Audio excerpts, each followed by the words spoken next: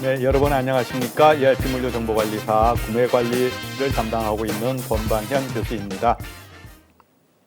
이번 시간에는 지난 시간에 이어서 구매원가 분석부터 학습을 하도록 하겠습니다. 구매원가 분석에 대한 의미를 살펴보도록 하겠습니다. 구매원가라고 하는 것은 구매하고자 하는 품목의 원가 요소를 분석하는 것을 구매원가의 분석이라고 얘기를 합니다. 이런 구매원가 분석을 하는 이유는 구매원가 분석을 통해서 우리가 적정한 가격 수준을 판단할 수가 있고, 그래서 합리적인 구매 가격을 결정하는 근거를 제시할 수 있기 때문이다라고 하겠습니다. 구매원가 분석의 구체적인 목적으로는 첫 번째는 적정한 시장 가격을 판단하는 근거를 제시를 하는 것이고요. 두 번째는 적정한 구매 가격을 구매 부서 내부에서 결정할 수 있는 기준을 가질 수 있다라고 하는 것에 있습니다. 그리고 다음으로 이런 구매원가 분석을 통해서 우리가 연간 구매해야 되는 품목들의 대략적인 구매 예산을 수립할 수 있는 근거로서 확인할 수가 있겠다 하는 것이지요. 그래서 이런 구매원가 분석을 통해서 우리가 매출 이익을 산정할 수가 있고요. 거기에 따라서 판매 이익을 계산하고 재무제표에 반영할 수 있는 그러한 활동의 근거가 된다라고 하는 측면에서 구매 원가 분석의 의미를 찾아볼 수 있겠습니다. 구매 원가에서 원가에 대한 구분을 살펴보도록 하겠습니다. 이미 우리가 영업 관리를 학습할 때 그 내용을 한번 살펴본 바가 있습니다만은 대략적인 내용을 다시 한번 검토해 보도록 하겠습니다. 원가라고 하는 것은 발생 형태에 따라서, 그리고 추적 가능성에 따라서, 그리고 생산량과의 관계에 따라서 각각 구분을 할 수가 있지요. 원가 구분 중에서 첫 번째, 재료비, 노무비, 경비를 우리는 원가의 3요소다라고 얘기를 합니다. 재료비라고 하는 것은 제품을 제조할 때 직접 투자되어진 재료들의 원가를 얘기를 하는 것이지요. 그래서 원부 재료라든지 또는 매입한 부품이라든지 투입되어진 소모품의 원가들, 이런 것들이 재료비의 내용이라고 볼 수가 있겠습니다. 노무비라고 하는 것은 제조 과정에 직접 투입되어진 노동력에 대한 대가를 우리가 노무비다라고 얘기를 합니다. 임금이나 급료 또는 작급 등을 얘기를 합니다. 임금과 급료는 생산직과 사무직의 급여 형태에 다른 호칭이 다르게 우리가 운영을 하고 있죠. 회계 개정 과목으로 다르게 운영을 하고 있습니다. 급여라고 통칭 얘기하는 것은 이러한 임금과 급여의 통칭으로 사용하는 용어라고 볼 수가 있겠습니다. 다음으로 경비라고 하는 것은 제품의 제조에 직접 투입되어진 재료비나 노무비 이외의 모든 비용들을 우리가 경비다라고 얘기를 합니다. 그래서 전력비라든지 운반비라든지 또는 감가상각비라든지 다양한 비용들을 우리가 경비로 구분을 할 수가 있겠습니다. 다음으로 제조와 직접 관련성이 있느냐 없느냐에 따라서 우리가 직접비와 간접비로 구분을 하지요. 직접비라고 하는 것은 제조 과정에서 제품 단위에 직접 투입되어진 비용들, 우리가 직접비라고 얘기를 합니다. 그래서 직접 원가로 표현을 하고요. 그리고 직접 재료비, 직접 노무비, 직접 경비, 이런 부분들이 직접비에 포함이 되어진다라고 볼 수 있습니다. 간접비라고 하는 것은 제품 제조에 직접적으로 투입되어지는 않지만은 제품의 제조를 하는 과정에서 기여가 되어지는 비용들, 우리가 간접비라고 얘기를 하지요. 그래서 간접 원가라고 표현을 합니다. 그래서 이런 간접 재료비, 간접 노무비, 간접 경비로 구분을 할 수가 있겠습니다. 다음으로 조업도, 생산량에 따라서 고정비와 변동비로 구분을 합니다. 고정비라고 하는 것은 조업도와 관계없이 일정하게 발생되어지는 비용들이라고 볼 수가 있습니다. 여기서 조업도라고 하는 것은 조업의 정도, 생산의 정도를 얘기를 합니다. 또는 판매 기업일 때는 판매 활동의 정도를 얘기를 하는 거겠죠. 그래서 감가상각비라든지 보험료, 지급 비용들, 이런 부분들이, 지급 임차료, 이런 부분들이 대표적인 고정비라고 볼 수가 있겠습니다. 다음으로 변동비입니다. 변동비는 조업도와 직접적인 연관관계를 가지고 조업도의 증가에 따라서 비용이 증가하고 또는 조업도가 감소하게 되면은 투입되어지는 비용도 감소하게 되는 비용을 우리가 변동비다라고 얘기를 합니다. 그래서 직접 재료비라든지 직접 노무비가 대표적인 변동비다라고 볼 수가 있겠습니다.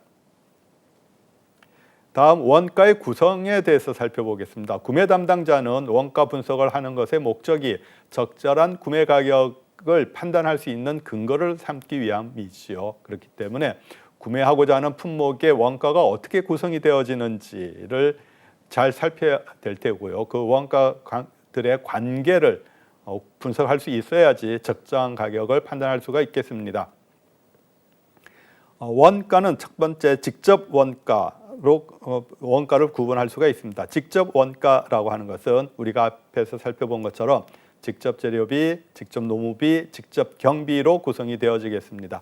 여기 그림에 보시면은 직접 원가가 나타나 있죠. 거기에 이제 간접 재료비, 간접 노무비, 간접 경비를 우리가 간접 원가라고 얘기를 합니다. 그래서 요 위에 있는 요 부분이 간접 원가에 포함이 되어집니다. 이렇게 직접 원가와 간접 원가를 합쳐서 우리는 제조 원가다라고 표현을 합니다.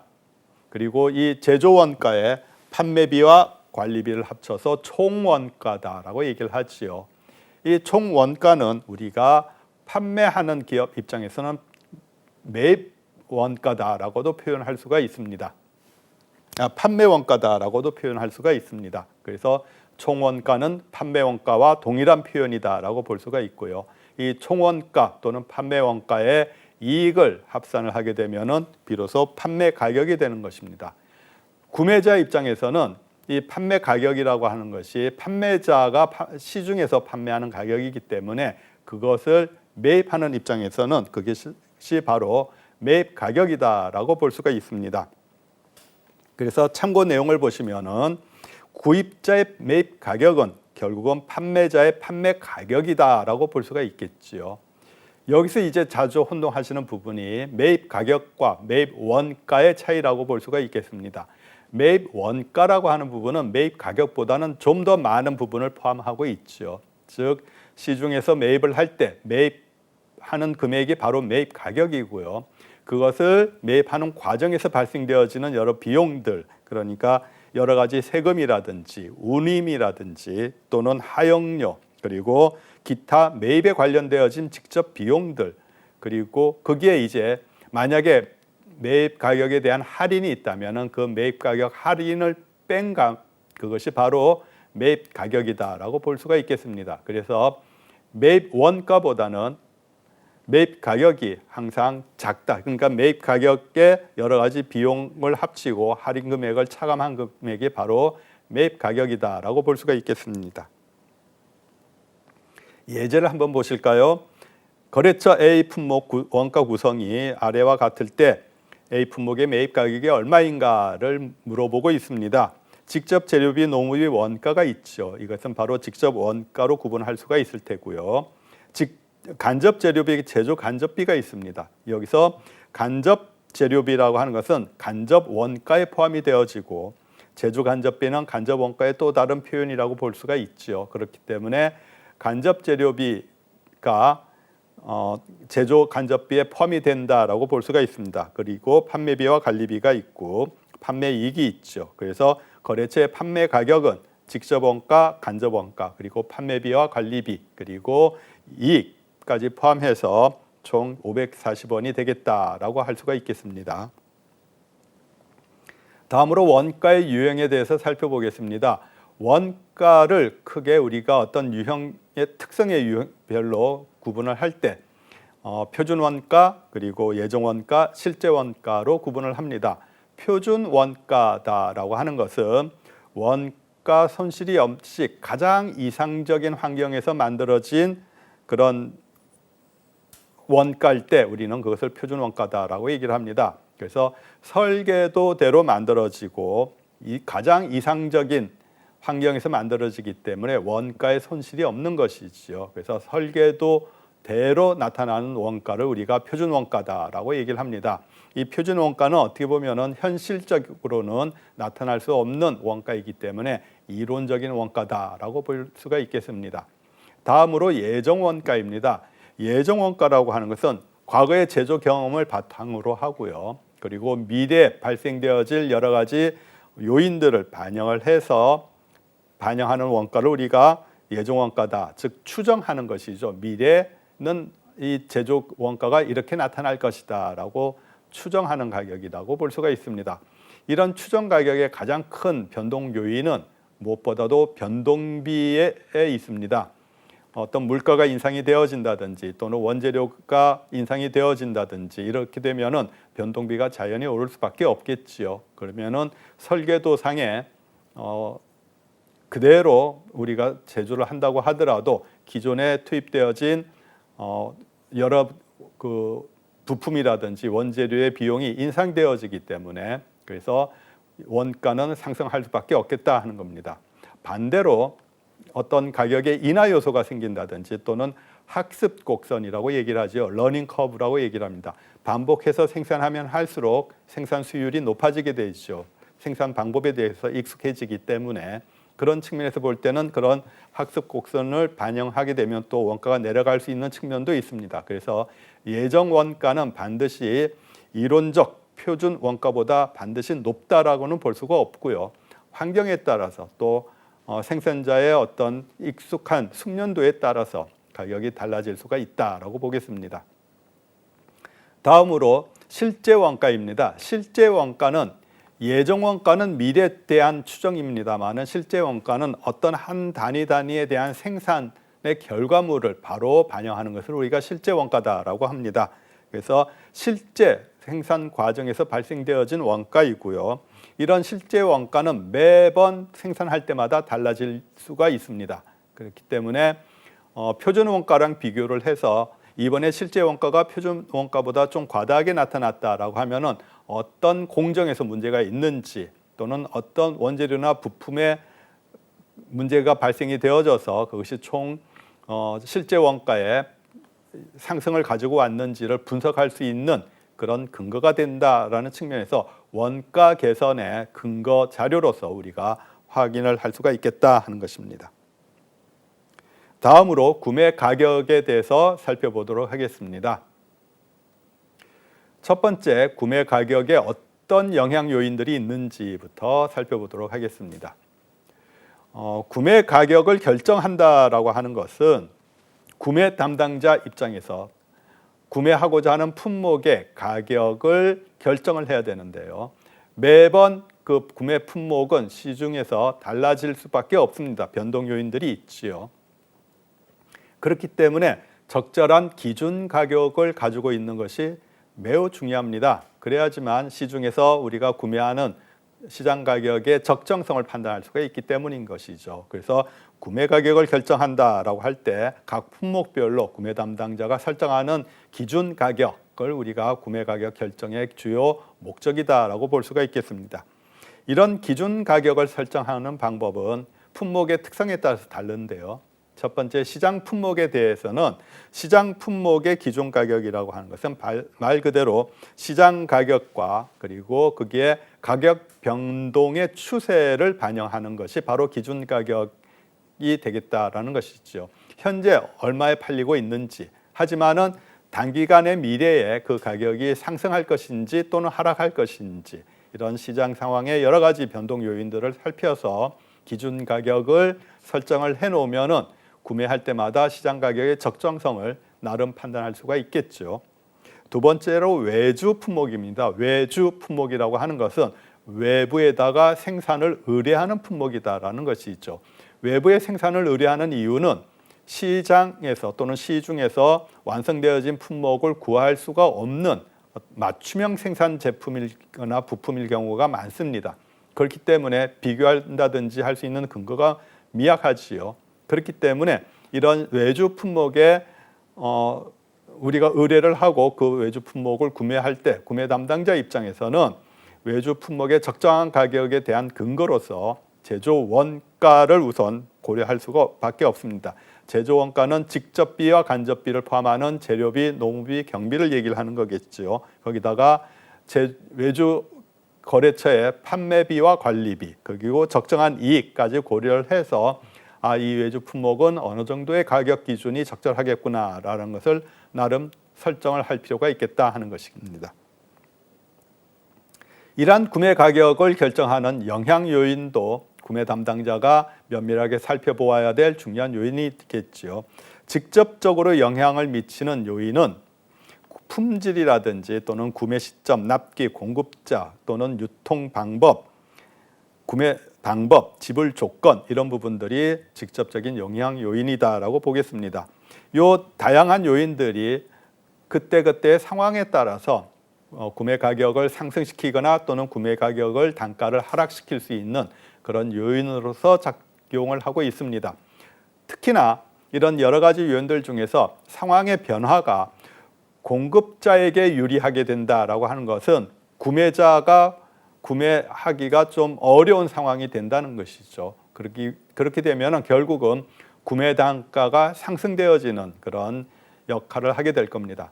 만약에 여러 가지 품질이나 구매 시점이나 납기나 이런 여러 가지 요인들이 구매자에게 유리하게 환경이 조성이 되어져 있다라고 한다면은 그렇다면은 우리가 구매 담당자가 쉽게 다른 거래처로부터 또 그 품목을 구매할 수가 있다라는 얘기이고 그렇기 때문에 구매 단가가 낮아지게 되는 그러한 효과를 가져오게 될 겁니다. 특히나 발주의 긴급성이라든지 또는 발주의 반복성이라든지 또는 발주 수량이라든지 이런 부분들은 구매 단가에 직접적인 영향을 줍니다. 그래서 긴급 발주를 한다라고 하는 얘기는 구매 담당자가 소속되어져 있는 기업에서 갑자기 긴급한 주문을 받는다든지 뭐 여러 가지 요인 때문에 긴급 발주가 일어나게 되겠죠. 그러면은 발주를 받는 거래처는 또 나름대로의 어떤 원재료를 긴급하게 조달을 해야 될 테고요. 또 생산 일정을 긴급하게 수정해야 되는 경우들이 발생이 되어집니다. 그렇기 때문에 아무래도 구매 담당자 입장에서는 부탁할 수밖에 없는 상황이 발생이 되어지는 것이지요. 그렇기 때문에 구매 단가가 상승되어지는 그런 요인으로 작용을 하게 될 겁니다. 반복 발주라고 하는 것은 자주 발주를 하는 입장이기 때문에 구매 담당자가 여러 가지 구매자의 여러 요소들을 거래처에다가 부탁할 수가 있겠죠. 그래서 구매 단가를 협의할 수 있는 그런 여지를 가지고 있다. 즉 단골 기업이기 때문에 중요한 거래처이기 때문에 여러 가지 납기의 조정이라든지 또는 품질의 조정이라든지 단가의 협의라든지 이런 부분들의 여지가 있다라는 거겠지요. 다음으로 대량 발주를 하게 되면은 아무래도 생산 단가가 낮아질 수밖에 없습니다. 그렇기 때문에 거래처로부터 우리가 대량 발주를 하게 되면은 그러면은 거래처가 그런 대량 발주에 따른 단가가 낮아지는 폭만큼을 구매 단가를 낮추는데 반영할 수 있도록 요구할 수가 있다 하는 것이지요. 그런 것들이 바로 구매 가격 결정 요인의 중요한 요인들이다라고 볼 수 있겠습니다. 다음으로 가격 결정 방식에 대해서 살펴보겠습니다. 가격을 결정을 할 때 구매 담당자 입장에서는 판매자가 어떤 방식으로 가격을 결정하는지를 면밀하게 살펴볼 필요가 있습니다. 그래서 이 품목을 판매하는 판매자가 어떠한 전략으로 또는 어떠한 정책으로 가격을 결정하는구나를 판단할 수가 있어야 될 테고요. 그렇다면은 그런 부분이 우리 기업의 요구와 일치하지가 않는다든지 또는 어떤 협상의 여지가 있을 때 가격의 수정을 요구할 수가 있겠지요. 그래서 일반적으로 판매자가 가격을 결정하는 방법에 대해서 우리가 살펴볼 필요가 있겠습니다. 판매자 입장에서는 가격을 결정할 때 비용 중심적으로 가격을 결정하거나 또는 구매자 중심적으로 가격을 결정하는 경우들이 있습니다. 또는 경쟁자 중심으로도 가격을 결정을 하는데요. 첫 번째, 비용 중심적으로 가격을 결정한다라고 하는 것은 판매자 입장에서는 생산 과정에서 발생되어지는 총 원가를 고려를 하고 거기에 목표 이익을 달성할 수 있도록 가격을 결정하는 방식을 취하는 것, 그것이 바로 비용 중심적 가격 결정이다라고 볼 수가 있습니다. 그러니까 판매자 입장에서는 자기들이 판매하고자 하는 품목의 생산의 총 원가가 얼마가 발생이 되어졌는지, 거기에 얼마의 이익을 우리가 목표로 하고 있는지를 합산을 하게 되면은 그것이 바로 판매 단가를 결정할 수 있는 근거로 활용할 수가 있다 하는 것이죠. 구매자 중심적이라고 하는 것은 총 원가보다는, 즉 제품을 제조하는 데 들어갈 원가보다는 수요자들이 또는 소비자들이 이 품목에 대해서 무엇을 기대를 하는가, 그리고 수요가 어떻게 나타날 것인가에 대해서 초점을 두고 가격을 결정하는 방식이다라고 볼 수가 있겠습니다. 그리고 경쟁자 중심이라고 하는 것은 원가나 소비자를 떠나서 경쟁 기업을 이기기 위해서, 즉 경쟁 기업과 경쟁해서 우리 품목에 대해서, 우리 제품에 대해서 시장 점유율을 높이기 위한 그런 전략으로 가격을 결정하는 방법, 경쟁자 중심적으로 가격 결정하는 방법이다라고 하겠습니다.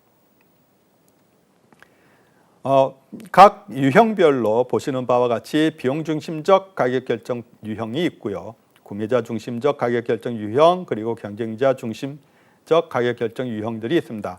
하나씩 살펴보도록 하겠습니다. 오른쪽에 이 그림을 보시면은 이런 가격 결정에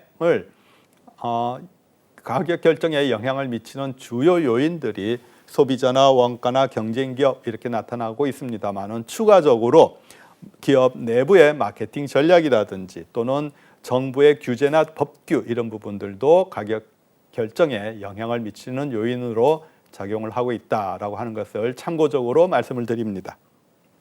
그렇다면 비용 중심적 가격 결정 중에 첫 번째 방법, 코스트 플러스 방식에 대해서 살펴보겠습니다. 코스트라고 하는 것은 비용을 얘기를 하죠. 그래서 가격을 결정을 할 때 원가에다가 비용에다가 가산해서 여러 가지 이익이라든지 판매 관리비 등등을 합쳐서 가격으로 결정하는 방법, 그것이 바로 코스트 플러스 방식, 비용 가산 방식이다라고 봅니다. 밑에 그 박스를 보시면은 가격 결정 산출식이 나와 있죠. 코스트 플러스 방식일 때는 가격이라고 하는 것은 제조 원가에, 그러니까 제조 원가라고 하는 것은 직접 원가, 간접 원가를 포함한 것을 우리가 제조 원가라고 얘기를 하지요. 그 제조 원가에 판매비와 관리비를 합산을 하고 목표 이익을 합산을 하면은 그것이 바로 기업의 판매 가격으로 결정하게 된다 하는 것이죠. 밑에 예제를 한번 보시겠습니다. A 품목에 대해서 직접 원가와 간접 원가, 판매비와 관리비, 목표 이익이 있습니다. 그러면 A 품목의 단위당 판매 단가는 얼마인가라고 묻고 있지요. 그렇다면 우리가 A 품목에 대해서 직접 원가, 간접 원가 합치면 제조 원가가 될 테고요. 판매비와 관리비, 그다음에 목표 이익을 합치면 총 매출액이 될 겁니다. 그래서 기대하는 총 매출액을 생산량, 연간 판매량이 1000개지요. 그러면은 연간 판매량으로 나누면은 판매 단가 3,800원을 우리가 구할 수가 있겠다 하는 것입니다. 가산 이익률 방식이라고 하는 것은 판매 원가, 매출 원가에다가 가산 이익률을 반영을 해서 우리가 가격으로 반영하는 방법입니다. 예제를 보시면은 우리가 판매 원가, 총 원가를 우리가 판매 원가라고 얘기를 하죠. 거기에 이익을 합치면은 그것이 바로 판매 가격이 될 테고요.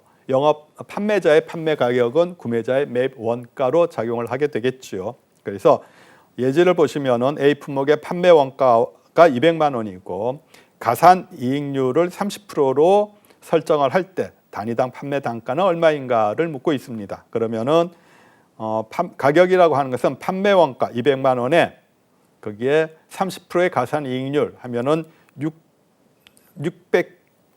60만 원이 되지요. 그러면은 200만 원 더하기 60만 원, 260만 원을 판매량, 연간 판매량 1000개로 나누면은 2,600원이 판매 단가로 결정이 되어지겠다 하는 것입니다. 다음으로 목표 투자 이익률 방식입니다. 목표 투자 이익률이라고 하는 것은 목표 투자 이익을 달성할 수 있도록 하는 가격 결정 방법을 우리가 목표 투자 이익률이다라고 얘기를 합니다. 예제를 보실까요? A 품목을 우리가 생산해서 판매하기 위해서는 사전에 투자되어지는 비용들이 있습니다.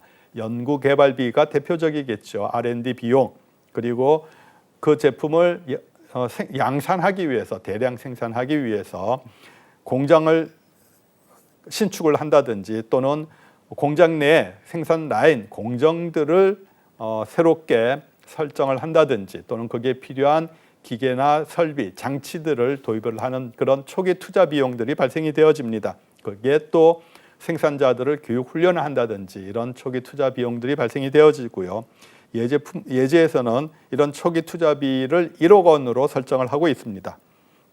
그런 초기 투자 비용 1억 원의 투자 이익률을 30%로 목표로 설정을 했을 때, 즉 이 얘기는 우리가 초기 투자비를 1억을 투자를 했는데 여기에 30% 정도의 어떤 이익이 발생되어야지만 우리가 이런 투자를 하는 것이 타당하겠다라고 판단한다는 것이지요. 그래서 1억 원에 대해서 목표 투자 이익률 30%, 즉 3천만 원이죠. 이 3천만 원을 달성할 수 있겠느냐를 판단해보는 방법이다라고 볼 수가 있고요. 이렇게 해서 A품의 단위당 연간 1,000개를 생산을 한다라고 예정을 하게 되면 한 개당 판매 단가는 1억 원에 플러스 30%의 가격 3천만 원이죠. 그래서 1억 3천만 원을 1,000개로 나누어서 13만 원의 판매 단가가 나온다 하는 것이죠. 그래서 우리가 이렇게 가격을 결정할 수가 있고요. 이것을 조금 더 우리가 활용하는 측면을 생각을 해본다면은 이럴 때 이제 연간 한 1,000개 정도가 판매 수요가 있을 것 같다라고 판단하는 것이고요. 그럴 때 한 개당 13만 원 정도의 판매 단가가 나왔다. 그럼 과연 소비자들이 이 13만 원의 비용을 지불을 하고 대가를 지불하고 그 품목들을 구매할 수가 있겠는가 하는 타당성을 검증하는 데도 이용될 수 있는 방법이다라고 하겠습니다. 비용 중심적 가격 결정에서 다음 방법은 손익분기점 분석 방식입니다. 손익분기점 분석이라고 하는 것도 우리가 영업관리를 학습을 할 때 같이 살펴본 바가 있습니다. 간략하게 그 내용을 한번 다시 검토하도록 하겠습니다. 손익분기점, 브레이크 이븐 포인트라고 얘기를 하죠. BP라고 주로 표현을 합니다만은 이 손익분기점이라고 하는 것은 총 수익과 총 비용이 일치가 되어지는 매출량 또는 매출액을 우리가 손익분기점이라고 얘기를 하죠. 이 손익분기점은 총 수익과 총 비용이 일치가 되어지기 때문에 결국은 이익은 제로가 되어지는 점이다라고 볼 수가 있습니다. 그래서 이 손익분기점에서의 매출량보다 조금이라도 더 생산이 되어지면 그때부터 이제 비로소 순이익이 발생이 되어지는 것이고요. 손익분기점에 미치지 못하는 매출량이 발생이 되어졌다라고 하면은 그만큼의 순손실이 발생이 되어지는 점, 그것이 바로 손익분기점 분석의 의미다라고 볼 수가 있겠습니다. 오른쪽에 요 빨간 박스는 이러한 손익분기점을 계산할 수 있는 산술식을 나타내고 있고요. 이 산술식을 이용해서 손익분기점에서의 매출량 또는 손익분기점에서의 매출액을 우리가 산정해 볼 수가 있겠습니다. 그래서 손익분기점 분석을 이용해서 가격을 결정하는 방식은 가격 이퀄 손익분기점에서의 매출액 또는 매출량을 산정을 해서 그걸 근거로 가격을 산정하는 방법이죠. 그러니까 최소한 손익분기점의 매출량을 달성하기 위해서 제품 단위당 판매가가 얼마가 되어야 할 것인가를 산정하는 방법이다라고 보겠습니다. 예제를 보실까요? A 품목의 연간 고정비와 변동비 그리고 손익분기점에서의 매출량이 나와 있습니다. 그럴 때 단위당 판매가는 얼마인가요? 라고 묻고 있는 문제지요. 그래서 이 손익분기점 분석의 산출식을 보면은 매출량을 위한 계산식이 나와 있죠. 자세한 계산 방법은 우리가 영업관리를 학습을 할 때 요 전개에 대한 내용들을 상세하게 다룬 바가 있습니다. 그 부분을 다시 한번 참고를 하시면은 이런 산출식을 도출하게 되는 과정들을 자세하게 알 수가 있으실 겁니다. 오늘은 그냥 요 결과만을 이용해서 풀이를 해보도록 하겠습니다. 그래서 손익분기점에서의 매출량 Q 이퀄 P-V분의 FC, 픽스드 코스트죠. 고정비로 표현이 되어집니다. 그렇기 때문에 우리가 여기서 단위당 단가를 계산하기 위한 것이 목적이기 때문에 이것을 풀어 헤쳐서 이항을 하고 하면은 P 이퀄 Q분의 FC 플러스 V 값 이렇게 해서 A 품목의 단위당 판매 단가는 4,500원으로 산출이 되어지는 것을 알 수가 있습니다. 두 번째로 이 손익분기점을 이용한 판매 단가를 우리가 결정할 수 있는 방법을 살펴보도록 하겠습니다. 앞에 부분은 매출량에 대해서 우리가 손익분기점에서의 매출량을 주어지고 있죠. 그런데 두 번째 문제에서는 손익분기점에서의 매출액을 제시를 하고 그래서 판매 단가를 구하시오라는 문제입니다. 예제 1보다는 다소 좀 산출 과정이 복잡하지요. 그래서 참고로 그냥 여러분들께서 이런 방법으로 가격이 산출되어질 수가 있겠구나 하는 걸 살펴보시면 될 테고요. 그래서 PQ를 여러 가지 분해를 해서 다시 이항을 하고 하면은 단가를 우리가 이런 방식으로 구할 수가 있겠죠. 그래서 A 품목의 단위당 판매 단가를 개당 9,000원으로 설정할 수가 있겠다 하는 것입니다.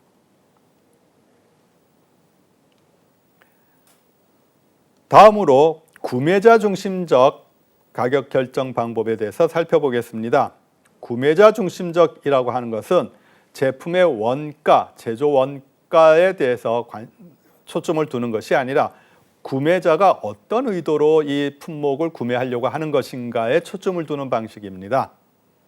그래서 구매 가격 예측 방식이 있고요. 지각가치 기준 방식이라고 하는 것이 있습니다. 구매 가격 예측 방식이라고 하는 것은 소비자가 구매하려고 하는 의도가 무엇인지 그리고 소비자가 그 품목을 구매할 수 있는 경제적인 능력을 갖추고 있는지를 판단을 해서 거기에 맞춰서 소비자가 충분히 지출할 수 있는 그런 가격을 결정하는 방법, 그것이 바로 구매 가격 예측 방식이다라고 보겠습니다. 오른쪽에 보면 사진이 하나 있지요. 휴양지에서의 근사한 레스토랑 자리입니다. 대개 우리가 결혼을 하면은 신혼여행을 주로 가는 외국의 유명한 그런 해변가에 있는 그런 휴양지라고 볼 수가 있겠습니다. 굉장히 사용료가 비싸겠죠. 음식값이 비싸게 나올 겁니다. 그렇지만은 소비자들이 이런 자리에 가서도 기꺼이 비싼 가격을 주고 음식을 먹는 이유가 소비자들이 구매하는 의도라든지 또는 구매 능력, 그 순간적인 환경에서의 어떤 구매 능력이 뒷받침되기 때문에 이렇게 이런 장소를 이용하게 되는 것이고요. 그렇기 때문에 판매자의 입장에서도 그런 소비자들의 어떤 의도를 파악해서 그래서 환경을 그렇게 근사하게 조성을 하고 그리고 비싼 원재료를 들여가지고 음식을 만들어서 서빙을 하고 거기서 높은 수익을 거두려고 하는 거겠지요. 그래서 소비자들이 어떤 의도를 가지고 지출을 하는가, 그래서 충분히 지불할 수 있는 능력을 가진 소비자들인가를 맞추어서 가격을 결정하는 방법입니다. 두 번째, 지각가치 기준 방식이라고 하는 것은 소비자들이 구매하고자 하는 품목에 대해서 어떠한 가치를 부여를 하는가에 따라서 가격을 측정하는 방법입니다. 여기 보시면은 두 개의 가방이 있습니다. 한쪽은 명품이고요. 한쪽은 명품이 아닌 그냥 우리가 일반 시중에서 쉽게 구매할 수 있는 가방 핸드백입니다. 하지만은 비전문가들이 보면은 잘 모르지요. 명품에 관심이 있는 사람들은 어느 쪽이 명품인지를 판단할 수 있겠습니다만 사실은 저로서도 어떤 것이 명품인지 잘 판단하기가 어렵습니다. 소비자들은 같은 기능을 가지고 있고 유사하게 보이는 디자인인데도 단지 명품이다라고 하는 가치를 가지고 있는 제품이다라고 인식을 하기 때문에 그래서 거기에 많은 어떤 가치를 부여를 하는 것이죠. 그러면 충분히 비싼 가격을 주고 구매를 해도 괜찮다라고 느끼는 것이죠. 그래서 소비자들이 어떤 제품에 대한 기능만 보는 것이 아니라 그 제품에 대한 여러 가지 가치를 부여를 할 때 그때 그 가치를 기준으로 가격을 결정하는 방법, 그것이 바로 지각가치 기준 방식이다라고 하는 것입니다. 그러면 구매자 입장에서도 볼 때 영업 담당자가 또는 판매자가 어떤 방식으로 이 품목의 가격을 결정을 했는지, 원가 중심인지 또는 소비자의 어떤 지각가치라든지 또는 소비자들의 구매 능력을 기준으로 하고 있는지를 잘 판단해야지만 적정한 가격, 합리적인 가격의 판단 근거를 가질 수가 있겠다 하는 것이지요. 다음으로 경쟁자 중심적 가격 결정 방법입니다. 이 경쟁자 중심적이라고 하는 것은 어떤 소비자라든지 또는 판매 품목의 원가에 초점을 두는 것이 아니라 오로지 생존을 하기 위한 전략적인 결정 방법이다라고 하겠습니다. 이러한 생존을 위한 전략적 결정 방법은 첫 번째 경쟁 기업 가격 기준 방식이 있고요. 입찰 경쟁 방식이 있습니다. 이 경쟁 기업 가격 기준 방식이라고 하는 것은 경쟁 기업이 얼마에 판매하는가를 살펴보는 것이지요. 그래서 그 경쟁 기업의 가격보다 우리 품목의 가격을 낮출 것인지 높일 것인지를 결정하는 겁니다. 대개 동일한 기능을 갖고 있고 유사한 품질을 가지고 있고 디자인에 조금 차이가 있다든지 이런 차별성이 그다지 크지 않은 유사 품목들인 경우에는 소비자들이 쉽게 다른 품목으로 구매를 전환시킬 수가 있죠. 그런 측면에서 볼 때는 우리의 품목을 판매하기 위해서는 어떻게든 소비자들의 관심을 끌 수 있는 방법, 즉 차별화가 가장 중요한 요인이 될 테고요. 그 중에서 가격 인하가 가장 중요한, 가장 크다란 파급 효과를 가질 수 있는 방법이다라고 볼 수가 있습니다. 그래서 경쟁 기업과 비교해서 전략적으로 가격을 결정하는 방법, 그게 경쟁 기업 가격 기준 방식이다라고 볼 수가 있고요. 그것의 효과는 결국은 시장 점유율, 이미지, 제품 경쟁력 이런 것들을 고려해 가지고 우리가 가격을 전략적으로 결정을 한다는 것이죠. 제품 이미지라고 하는 부분은 우리 제품을 고급 이미지로 각인시키겠다라는 마케팅 전략을 갖고 있다라고 한다면은 소비자들이 우리 품목과 경쟁 기업의 품목을 비교했을 때 비슷하네라고 하면은 우리 기업 제품에 대한 어떤 이미지가 고급 이미지로 남기가 쉽지가 않습니다. 그래서 기능성보다는 제품의 이미지에 초점을 두고 고가 전략으로 가는 방법도 경쟁자 중심적 가격 결정 방식의 한 단면이다라고 볼 수가 있습니다. 그래서 저 기업의 품목은 경쟁 기업 거보다 비싸다.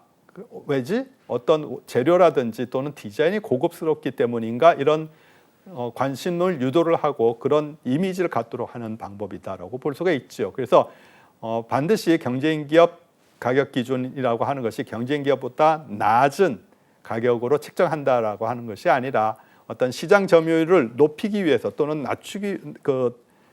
이미지를 높이기 위해서 또는 제품 경쟁력을 높이기 위해서 다양한 가격 수준을 결정할 수가 있겠다 하는 것입니다.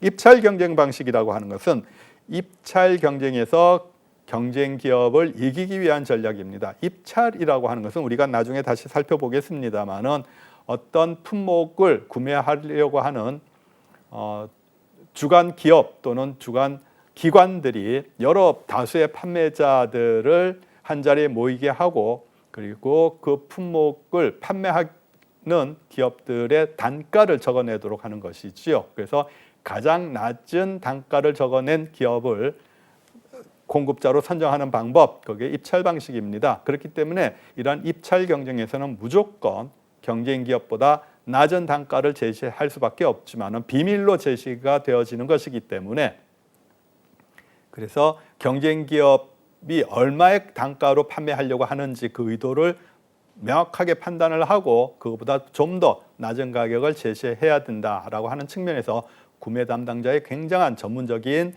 그런 가격 제시 능력이 필요한 방법이다라고 하겠습니다. 다음으로 가격 유형에 대해서 살펴보도록 하겠습니다. 가격 결정을 할 때 가격이 어떤 유형을 가지고 있는가라고 하는 것을 살펴보면은 구매 담당자 입장에서는 그 가격의 형성 과정, 형성 근거 원인 이런 것들을 판단할 수가 있겠지요. 그래서 가격의 유형을 살펴볼 필요가 있고요. 가격의 유형은 보시는 바와 같이 이렇게 5가지 유형으로 구분이 되어집니다. 하나씩 자세하게 살펴보도록 하겠습니다. 먼저 시장 가격입니다. 시장 가격 또는 과거에는 시중 가격이다라고 많이 사용을 하였지요.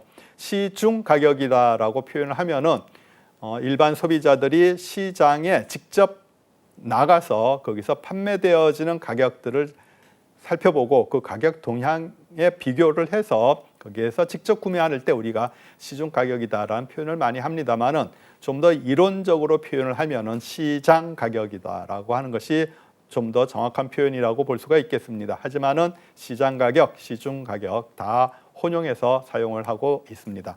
이러한 시장 가격이라고 하는 것의 의미는 여러분들이 잘 아시는 수요와 공급의 균형점에서 가격이 결정되어지는 것, 그것을 우리가 시장 가격이다라고 얘기를 합니다. 왼쪽의 그래프를 보시면은 우하향하는 것이 바로 수요 곡선이지요. 그리고 우상향하는 것이 공급 곡선입니다. 그래서 수요가 많게 되면은 그러면은 가격이 올라가게 될 테고요. 공급이 많게 되면은 가격이 내려가는 그런 효과를 갖게 되지요. 그래서 시장에서는 항상 이렇게 다수의 공급자와 다수의 수요자가 있다라는 것을 전제로 하면은 공급에서 제시하는 공급량과 소비자들이 구매하고자 하는 수요량이 일치되어지는 점, 그것에 그 시장에서의 판매량에 맞는 가격이 형성이 되어지는 것, 그것이 바로 우리가 시장 가격이다라고 표현을 합니다. 그래서 구매 담당자 입장에서는 어떤 품목이 시장 가격으로 형성이 되어진다라고 하는 것을 판단하게 되면은 면밀하게 시장의 동향을 살펴볼 필요가 있겠다 하는 것이지요. 그래서 향후적으로 공급량이 좀 더 과잉으로 나타날 것인지 또는 수요가 급증할 여지는 없는지, 그렇게 되면은 시장 가격의 변동이 발생되어질 수밖에 없지요. 그래서 적정한 구매 시기 그리고 구매 단가 이런 것들을 판단할 수 있는 근거로서 활용할 수가 있겠다 하는 겁니다. 이런 시장 가격을 갖는 품목의 대표적인 품목은 수요나 공급의 변동성이 심한 품목들이라고 볼 수가 있고요.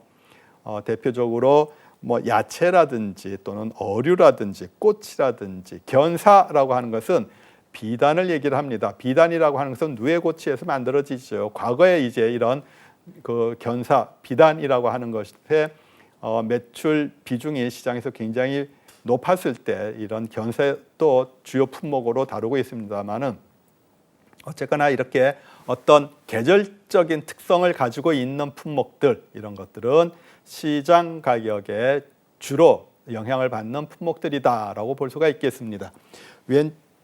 왼쪽에 요 네 가지 그래프는 이런 수요 공급 곡선의 변화에 따라서 가격이 어떻게 이동이 되어지는지를 나타내고 있습니다. 그래서 수요가 증가가 되어졌을 때 또는 감소가 되어졌을 때 공급이 그대로 유지가 되어진다면 가격이 상향 하한이 되겠지요. 반대로 수요가 고정이 되어져 있고 공급이 변동이 되어졌을 때도 마찬가지로 시장 가격이 변동이 되어지고 있다라고 하는 것을 보여주는 그래프라고 하겠습니다. 여러분들께서 이러한 수요 공급 곡선의 어떤 변동에 따라서 가격이 어떻게 변화할 수 있는지를 같이 이해해 보시는 것도 필요하겠다라고 하겠습니다.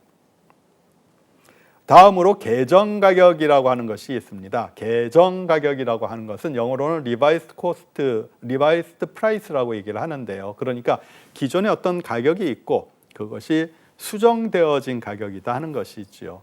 수정되어지는 이유는 어떤 품목이 디자인을 바꿨다든지 또는 어떤 기능에 약간의 개선이 있다든지 이럴 때는 기존에 팔리던 가격을 조금 더 수정해서 새로운 가격으로 판매하는 방법입니다. 그것이 바로 계정 가격이라고 하는 것이지요.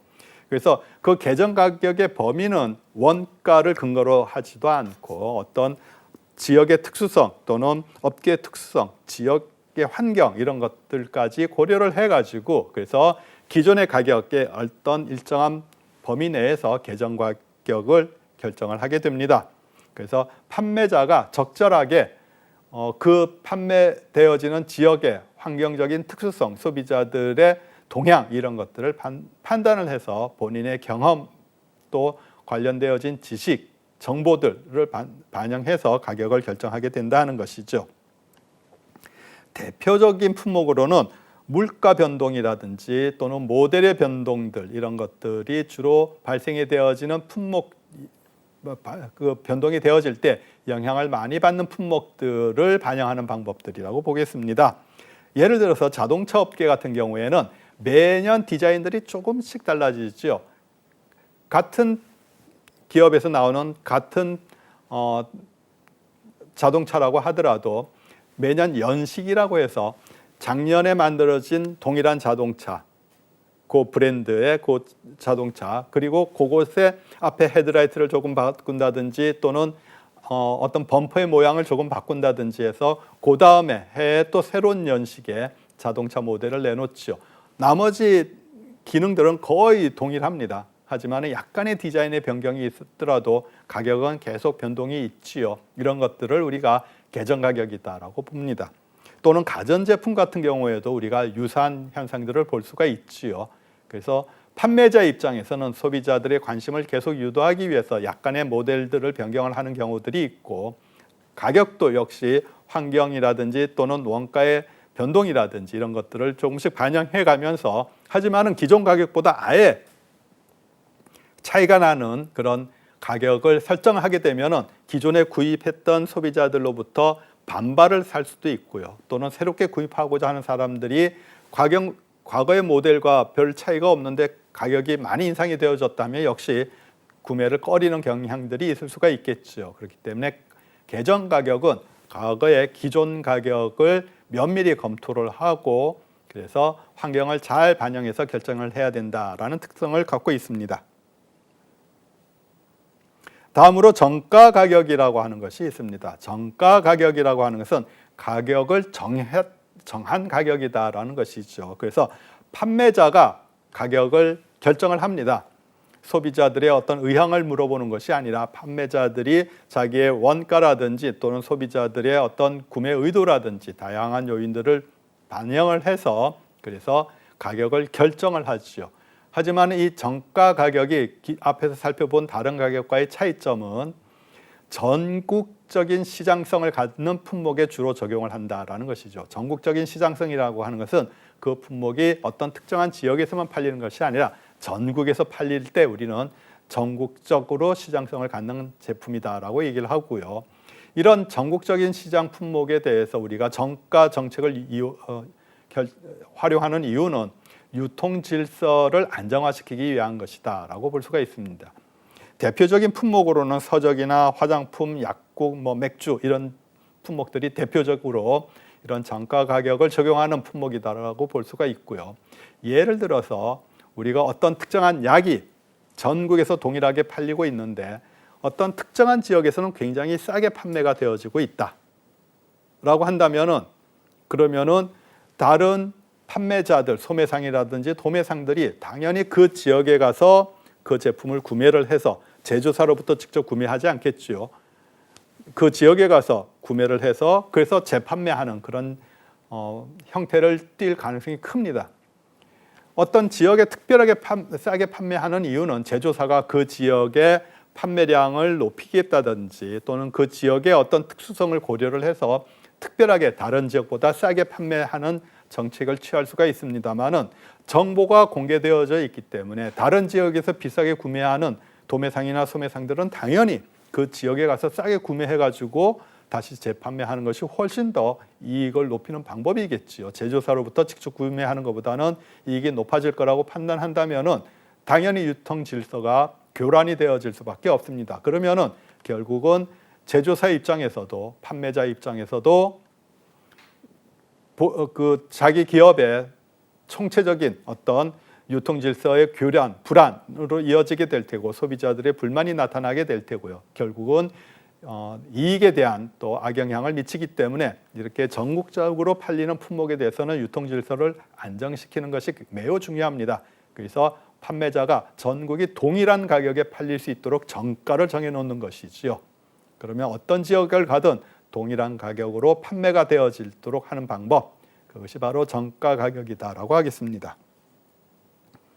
다음 협정 가격이라고 하는 것이 있습니다. 협정 가격이라고 하는 것은 동일 상품이라든지 동일 서비스를 판매하는 판매자들끼리 협의를 해서 가격을 동일한 가격으로 판매하는 방법, 그것이 바로 협정 가격입니다. 이런 협정 가격은 주로 협회라든지 동일한 품목이나 서비스를 판매하는 판매자들끼리 어떤 정보를 교류를 하고 시장 안정화를 위해서 협회를 운영하는 경우들이 많지요. 그럼 협회 차원에서 그런 가격 통제를 위해서 회원사들의 가격이 지나치게 어떤 특정한 기업이 높게 받는다든지 이런 일을 하지 못하도록 통제하는 방법, 그것이 바로 협정 가격이다라고 볼 수가 있습니다. 이런 협정 가격이 주로 적용되어지는 품목들은 공공성을 갖고 있는 그런 또는 공익성을 갖고 있는 상품이나 서비스들 이런 것들이 주로 적용이 되어집니다. 예로서 버스나 철도 이용료들, 버스나 철도 교통비 이런 부분들은 많은 버스 회사들이 있습니다만은 어떤 특정한 버스 회사가 임의적으로 자기의 교통비를 올릴 수가 없지요. 그렇기 때문에 그런 협정 가격을 적용받는 대표적인 품목이다라고 볼 수가 있고요. 과거에는 국민 생활과 밀접하게 연결되어지는 품목들, 이발 서비스라든지 또는 목욕 서비스라든지 또는 학생들이 입는 교복이라든지 이런 부분들은 국민 생활에 직접적인 영향을 미치기 때문에 가격을 함부로 올리지 못하도록 정부가 통제를 하기도 하고 또 협회 차원에서 그런 중요성을 인식을 해서 가격을 적정하게 유지를 하도록 서로 협의를 했었죠. 그런 것들을 우리가 협정 가격이다라고 얘기를 합니다. 네, 이번 시간에는 가격 결정 방식의 가격 유형까지 살펴보았습니다. 여러분들 수고 많으셨습니다. 다음 시간에 계속 이어가도록 하겠습니다.